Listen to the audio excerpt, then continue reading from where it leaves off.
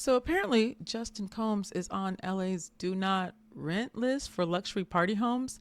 I know there's one for evictions, but there's one for luxury homes. Like, that's new. Anyway, they say the word on the street is that he is out here booking mansions and trashing them. Well, not like that. Okay. So, like, he's claiming he's going to have a chill gathering, just a few people, nothing crazy.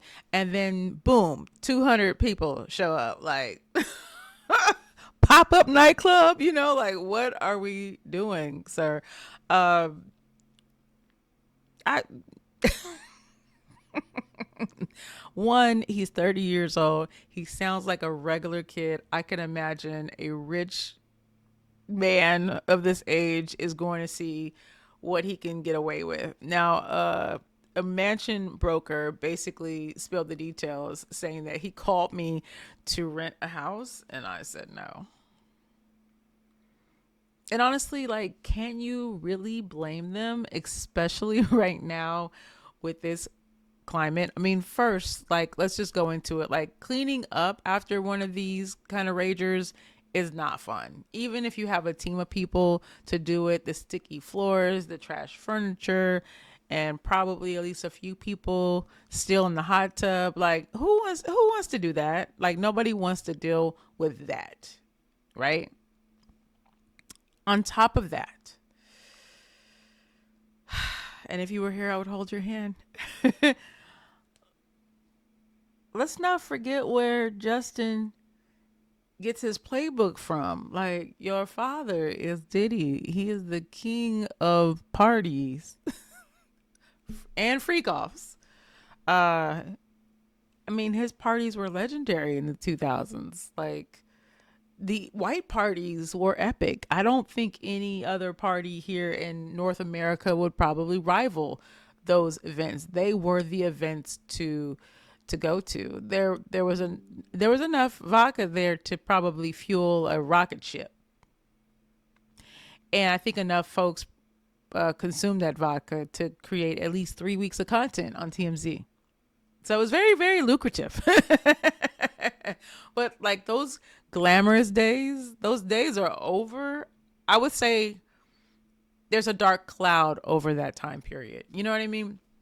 Because of the case. I mean, thanks, not, I won't say thanks like it's a good thing, but due to the fact that you've got Diddy's like recent sex trafficking case and the racketeering charges, and him sitting in federal prison, like, one might deduct that this isn't the best time to be renting a mansion, Justin, Christian, Quincy, anybody else that has the Combs last name.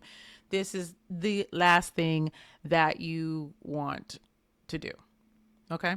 So, with that being said, his lawyer has said that he hasn't done anything wrong. He hasn't committed any crimes. He's not associated with any of this stuff. And I think that that's a really good reminder that we should not cast any judgment on any of the children unless we start to see things things. And we've seen some things, and those things are being sorted out, you know, in the proper place in court proceedings, and we will find out more, I'm sure. But I think it's also important to be objective. These are young people, they have their lives ahead of them. And while some of this conversation is really entertaining, let's remember that Justin has not been sued civilly or criminally. There's been no accusations publicly that we know about that he's done anything wrong outside of getting his party on.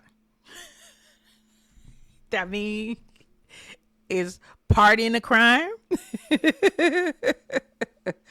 Well, when you're at my house, yes, because I don't want to clean up after you. But if you let's just go here. Like, he does not have a I stay home and read brand anyway. Like, was anybody like were you confused by that? Like, it's a highlight reel of like tequila pours and vodka shots and even nights out with his dad. Like there's a ton of moments where the whole, gang is together. So his brand is party. It is party. And his father is, is a he's a master at that. The stuff of legends when it comes to parties. I would say he is the originator of the influencer event for sure. I think that he's definitely will go down in history as that. And I think I would also separate the whole idea of the freak off. And I could see how people would want to draw a connection between the two. And I just think who would be that silly to do that? Who would be that silly to schedule the freak off while the freak off essentially is on trial? I get it. The Combs name comes with a lot of baggage. And I think they should all be mindful of that. Like everybody's watching, and maybe this could all be a big misunderstanding, right? Or maybe Justin needs to take a page from the rest of us and start hosting his own parties at home. Like perhaps you do this at your own home and you don't have to worry about anything. And if something gets wrecked, it's your couch. You can only be mad at you. You know what I mean? Like there's no list to be on or anything like that. Like you're good because it's your house, it's your stuff, and who's going to say anything about it? Because y'all didn't know that he has his own place, right? Because he doesn't need to rent a mansion. That's just what he wants to do because it's a part of the flex.